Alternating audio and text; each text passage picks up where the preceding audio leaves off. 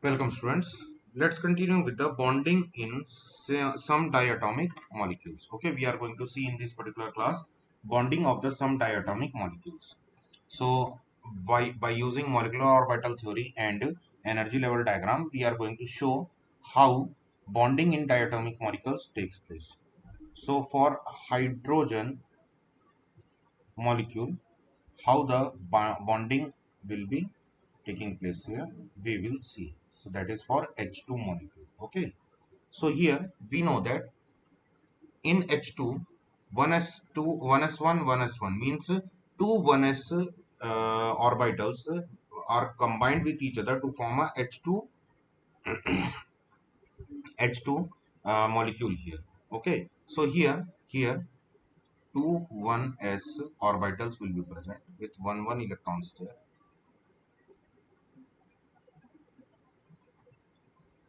like this 1s and 1s.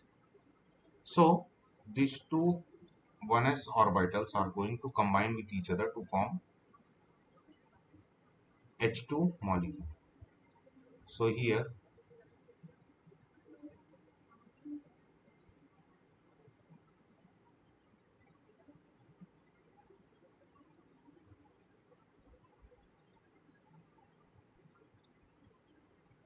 two 1s orbitals, that is molecular orbitals, will be formed, which will be sigma 1s, okay, which will be having lower energy, and one higher energy anti-bonding sigma 1s will be formed. Sigma star 1s will be formed. Okay, so according to the rule of Pauli's exclusion theory and Hund's rule, the lower energy electron, the lower energy orbitals must be first filled. Okay, so the lower energy orbital here is sigma 1s. Okay, so bonding 1s will be formed, bonding sigma 1s will be formed for, will be filled first with two electrons. Okay, now after this no electron has been left out, so hence this will be the molecular structure. Okay, this will be the molecular orbital energy level diagram for the molecular orbital of H2. Here the electronic configuration for H2 molecular orbital will become sigma 1s2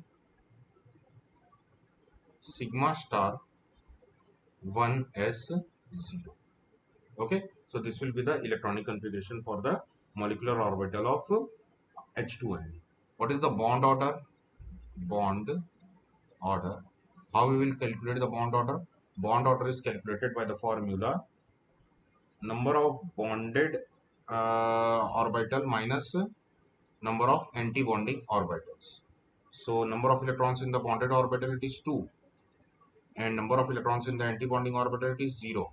So 2 minus 2 by 2 is equals to 1. So bond order here is 1. Bond order here is 1. So this means that the two hydrogen atoms are bonded together by covalent bond.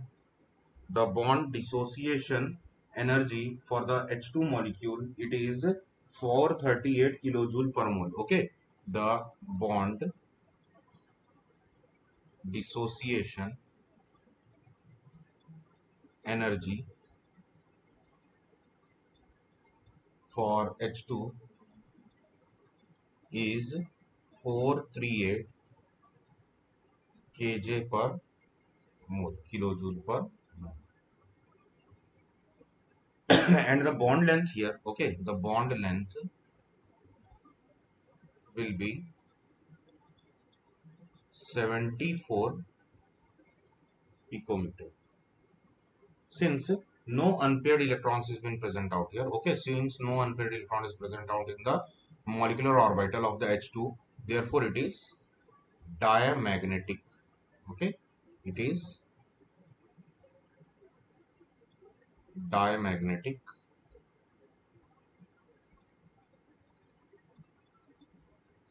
nature. It is having diamagnetic nature.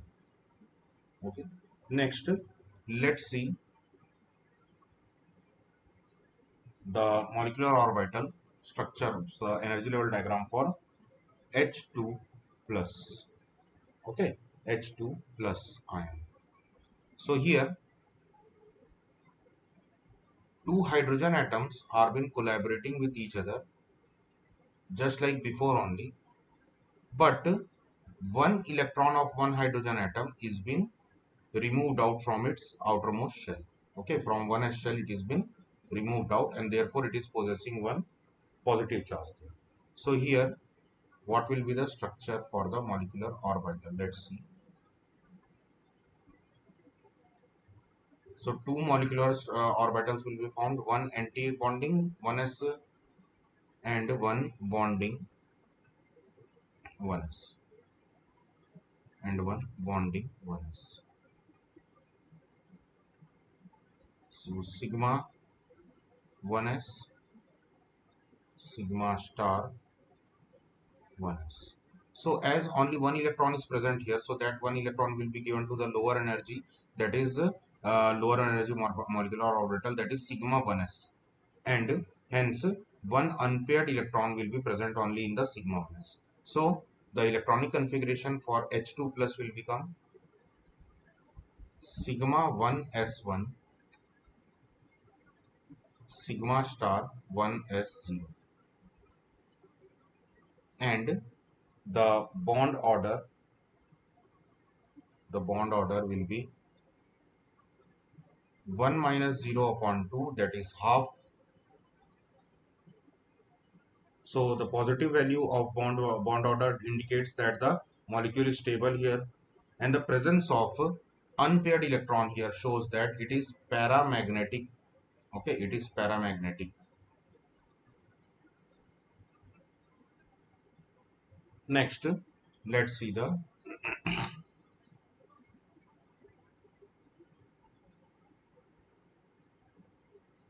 molecular orbital. Okay, molecular orbital diagram, that is the energy level diagram for N2, that is dinitrogen. Okay, for N2, let's see for this.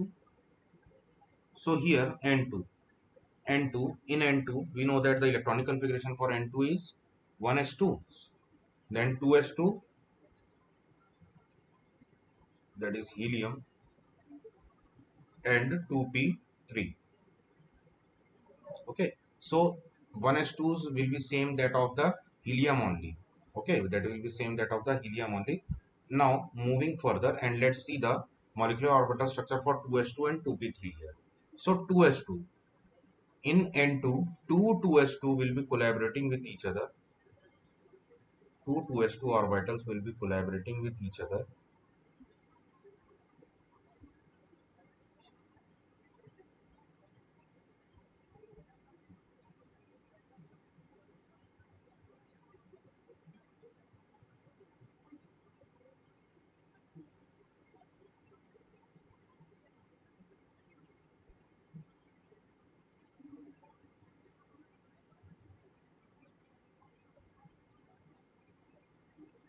This is also 2s orbital of second nitrogen, and this is the 2s orbital for the first nitrogen. Okay, nitrogen's atomic orbital. This is also another nitrogen's atomic orbital, and this is the N2's molecular orbitals.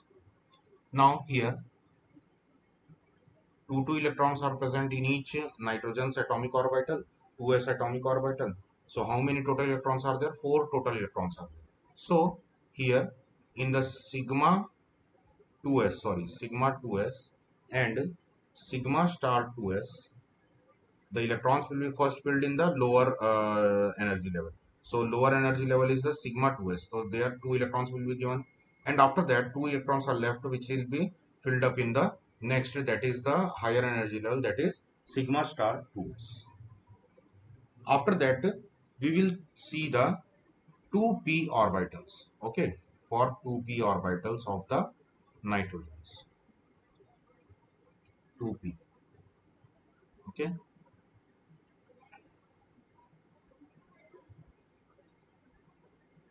2p orbital of the nitrogen. So here in the 2p orbital of the nitrogen, the change is that the sigma 2pz fills after due to having higher energy. Okay, sigma 2pz, sigma 2pz fills after due to having higher energy than the pi px and pi py.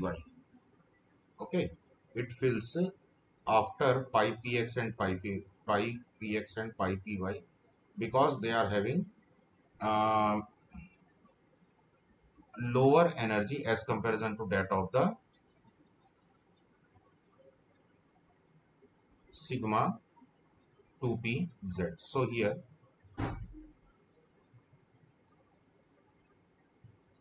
this is the pi 2px and 2py, and this will be the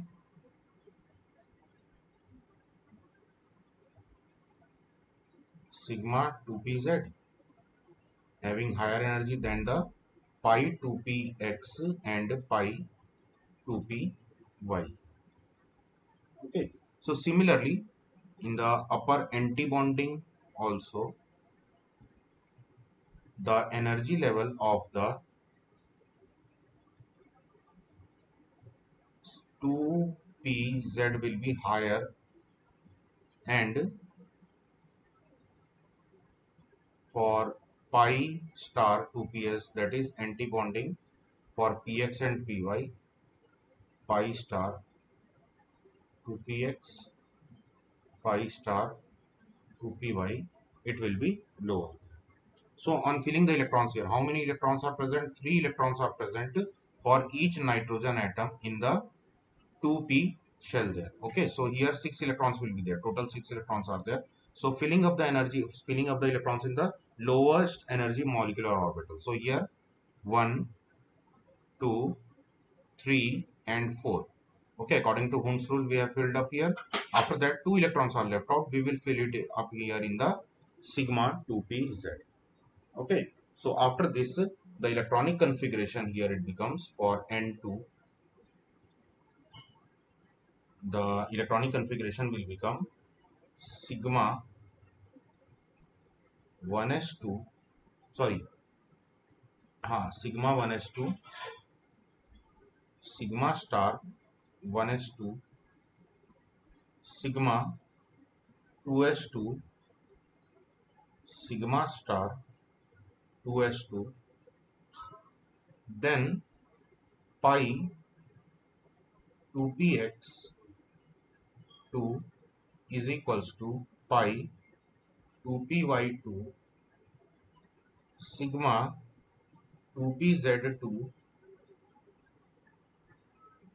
then pi star 2px0, pi star 2py0, and the last will be sigma star 2pz0. So this will be the electronic configuration for the N2's molecular orbital or the energy level. Next, as no lone pair is present, no unpaired electron is present, so it will be diamagnetic. It will be diamagnetic. Okay, and the bond order here it will be, the bond order here it will be 8 minus 2 bond order. Total 8 pair, 1, 2, 3, 4, 5. Okay, and 1, 2, 3, 4, 5. 5, 2, 6, 2 means 3, 3, 6, 6 and 2, 4, 10. 10 electrons will be there. How? 2 plus 2 plus 2 plus 2 plus 2. Here nitrogen molecule has the bond order of 3. How it will be 3? 8 minus 2 divided by 2. Okay, in antibonding two orbitals are there, and each are containing 2 electrons, and in the bonding there are total 8 electrons. Okay, so here 8 minus 2 divided by 2, it will be 3. Okay, so thus nitrogen molecule has 3 bonds, 1 sigma and 2 pi bonds. Okay, 1 sigma bond and 2 pi bonds will be present. Okay. Now it is dimagnetic in nature, and the bond dissociation energy here it will be 945 kilojoule per mole. Let's move further and see for the O2 molecular orbital. Okay.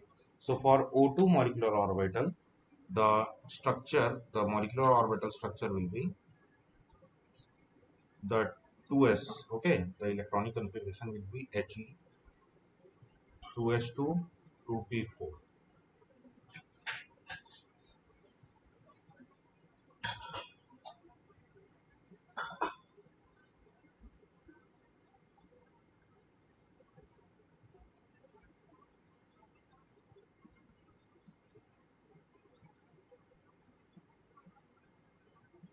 Sigma 2s sigma star 2s,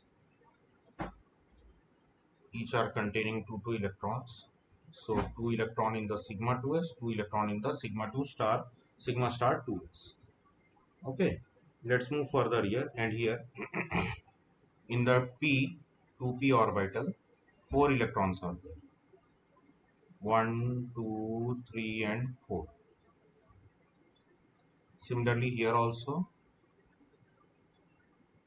1 2 3 and 4. This is 2p orbital, this is 2p orbital.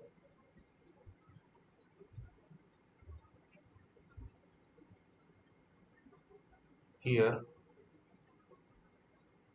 sigma 2pz will first fill, which is having lower energy level, and then the pi 2px and pi 2py will fill. Similarly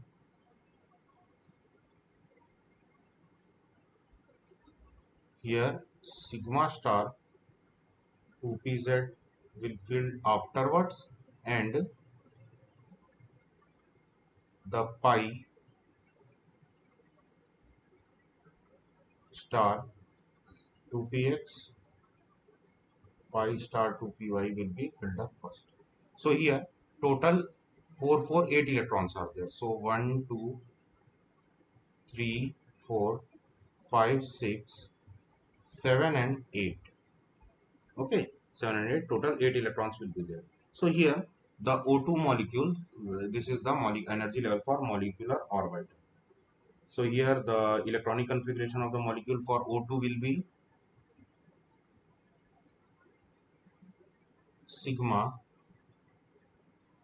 2s2 sigma star 2s2 pi sorry, sigma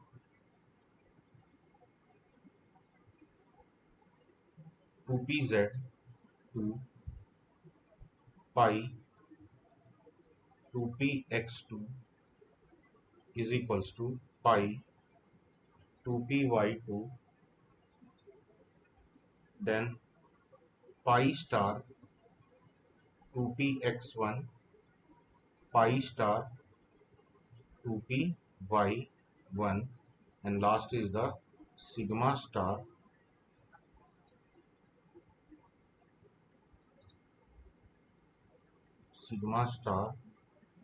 2pz0. This will be the electronic configuration for you. And here how many electrons are there? We will see that total bond order here will be bond order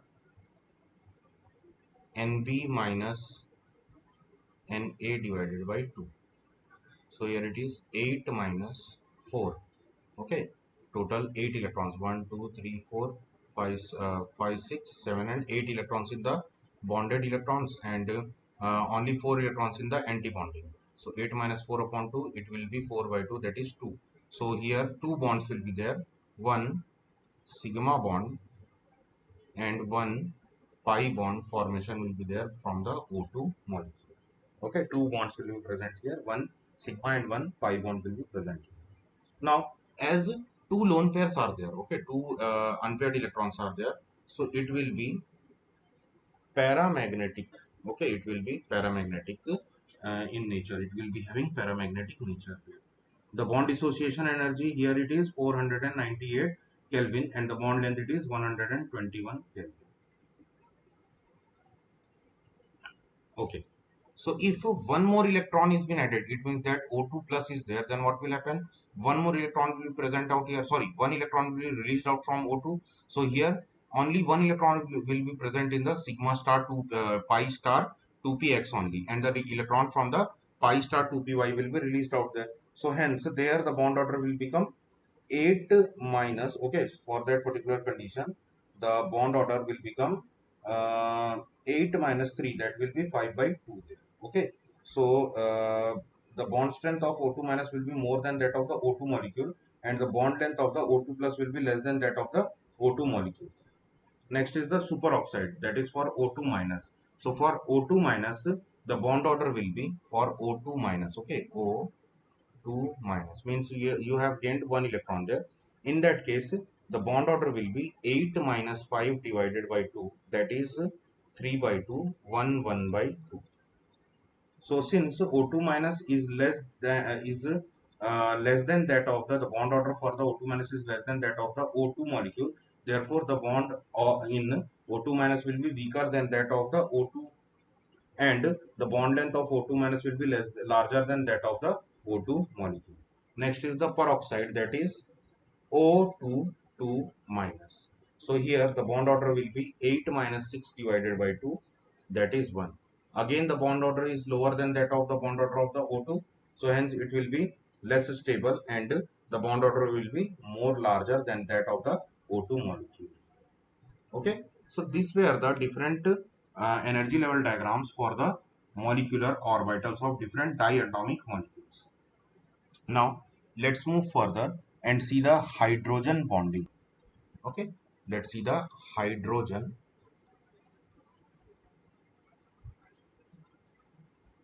bonding. So let's see what is hydrogen bonding.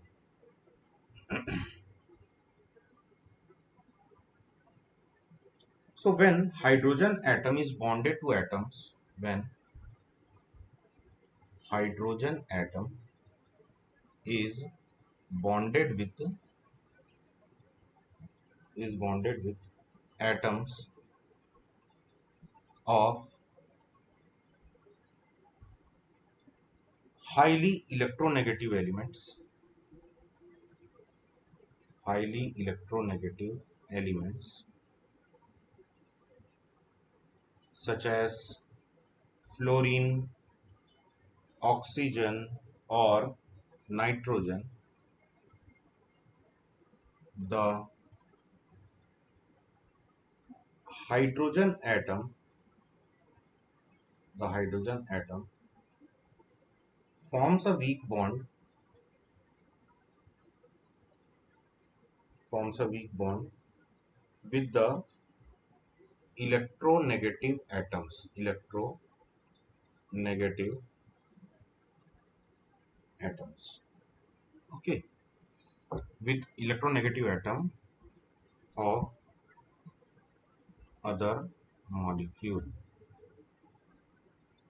Okay, so this weak bond formed with the electronegative atom of other molecule, this weak bond is called hydrogen bond. It is called hydrogen bond. So for example, when hydrogen fluoride is present, okay, where fluorine is highly electronegative, so what will happen? It will have a very weak interaction with the hydrogen of the other molecule. Okay, similarly this continuation, this bond formation will be, this weak bond formation will be in continuation for the whole molecules of the HF there, and this dotted lines show the hydrogen bond here. Okay, thus the attractive force which binds the hydrogen of one molecule with the electronegative atoms such as fluorine, nitrogen or oxygen of the another molecule. This is known as hydrogen bond or hydrogen bonding. So what is the strength of hydrogen bond? Hydrogen bond is much weaker than that of the covalent bond. It is much weaker than that of the covalent bond, and the strength of the hydrogen bond range, the strength for hydrogen bond, hydrogen bond, it will be between 10 to 40 kilojoules. It will be between 10 to 40 kilojoules per mole. Okay. While that of the normal covalent bond, it is 400. Okay, it is minimum 400 kilojoule per mole. So it means that it is very weaker than that of the covalent bond. It may also be noted that the bond length of a hydrogen bond is larger than that of the covalent bond also. Okay, because here for example we can take for HF, the hydrogen bond length is 109 picometer, which is very larger as comparison to that of the HF bond, that is only 155 picometer. Okay, so hence we will find out that the hydrogen bond length is larger than that of the hydrogen and fluorine's covalent bond. What is the cause of formation of the hydrogen bond here? So when hydrogen is bonded with strongly electronegative elements such as fluorine, oxygen or nitrogen. Okay.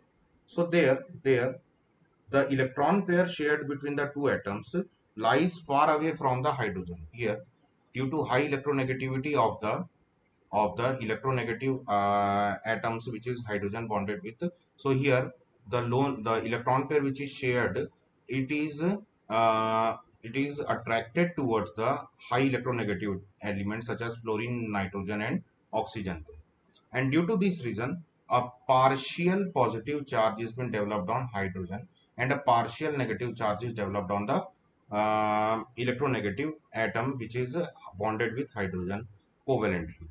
Okay, and due to this reason what will happen, more hydrogen which is compounded with the electronegative atoms covalently, they will also behave like this only, and a polarity will be created in this a very partial polarity will be created in this covalent bonds, and due to this reason what will happen, weak electrostatic force of attraction will form between the hydrogen's partial positive atom and electronegative partial negative atoms, and due to this reason what will happen, the arise of the hydrogen bond will take place.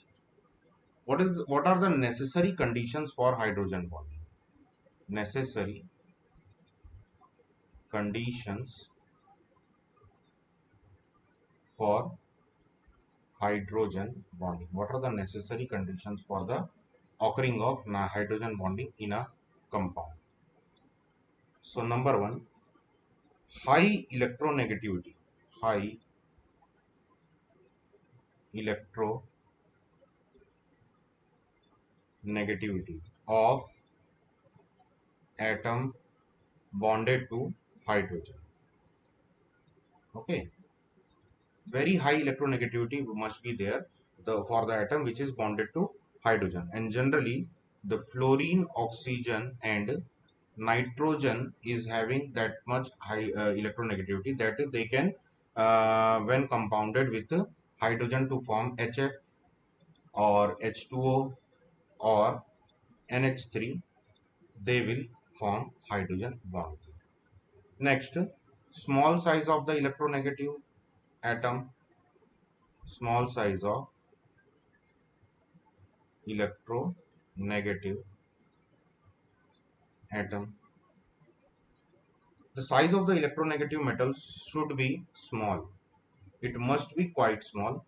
This is due to the fact that the smaller the size of the electronegative atom, the greater will be the force of attraction for the bonded electron pair will be there. Okay. The small is electronegative element, strong is electronegative element, the greater force of attraction, the greater force of attraction will be there, will be there, and and hence we will see that the higher polarity generation will be there, polarity generation will be there. Okay, higher polarity generation will be there between hydrogen and electronegative to negative atom there, and hence the ease for the formation of the hydrogen bond will be seen out there. So these two factors are the main necessary conditions which are necessary for formation of hydrogen bond. Next is the example for hydrogen bond. So for hydrogen bond, the examples can be examples for hydrogen bond. The first example is HF. So in HF, the fluorine is bonded with hydrogen, okay, forms the hydrogen bond as shown in the figure here,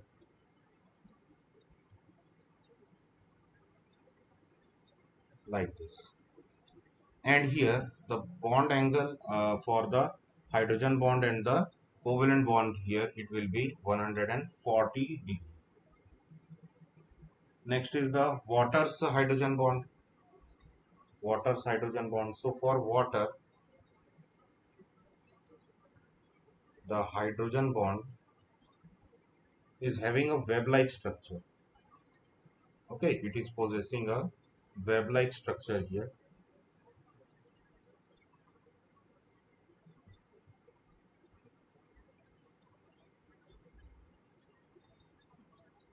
Okay, it is possessing a web-like structure.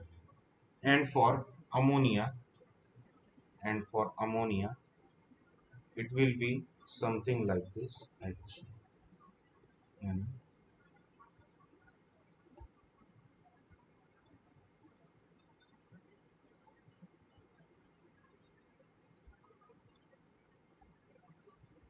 Now this nitrogen will be bonded with the other hydrogen, which is covalently bonded with the other nitrogen.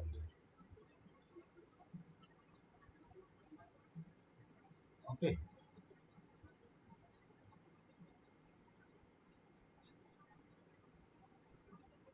okay. So this is the hydrogen bonding for ammonia. Next, types of hydrogen bond. Okay, let's talk about the types of hydrogen bonds. Two types of hydrogen bonds are there. One is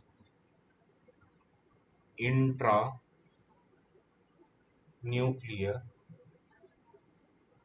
hydrogen bond. Okay, so intranuclear hydrogen bonds example can be organic compounds such as in the orthonitrophenol. Okay, in the orthonitrophenol. So there the nitro compounds, that is NO2s, oxygen, it will be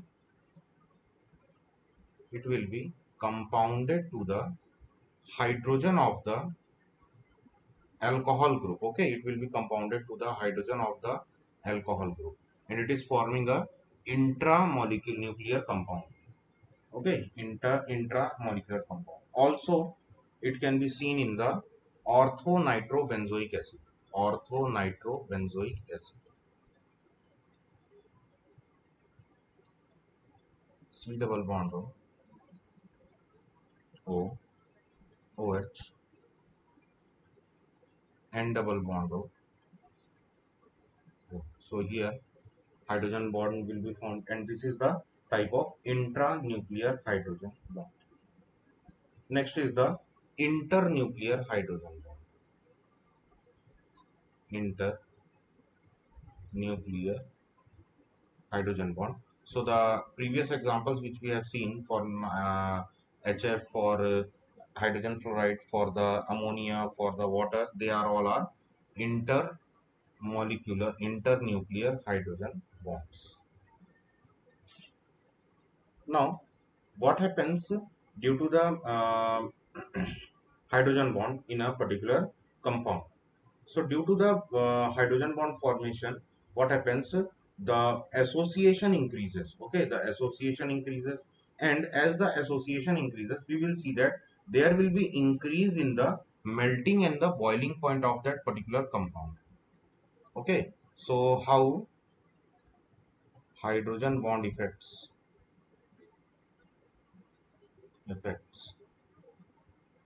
compounds.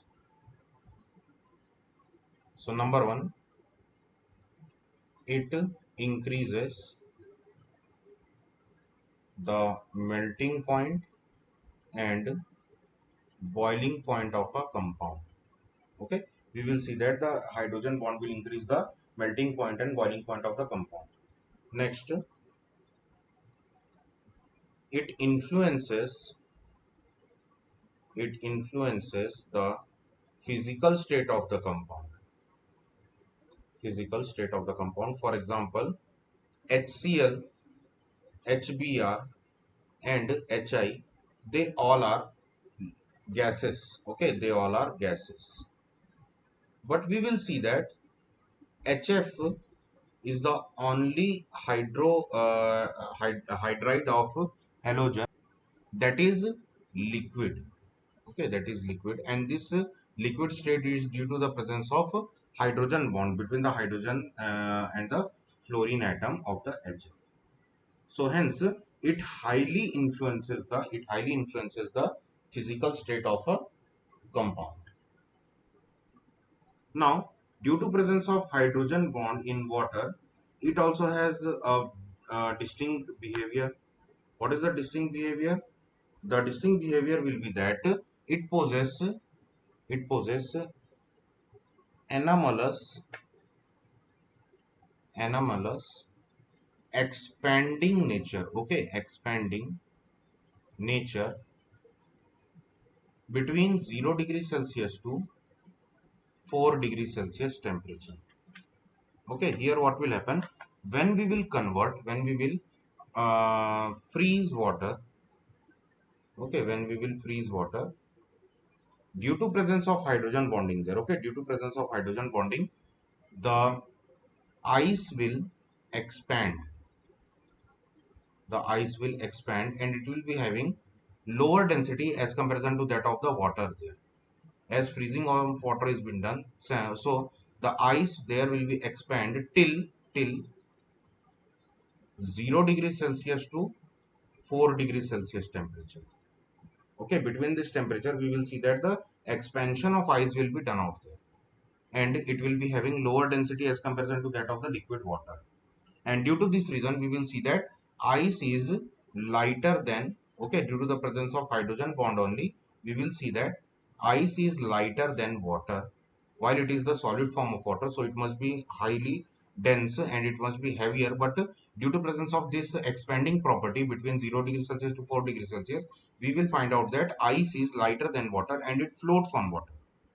Okay, and it floats on water, and water has the maximum, okay, water has the maximum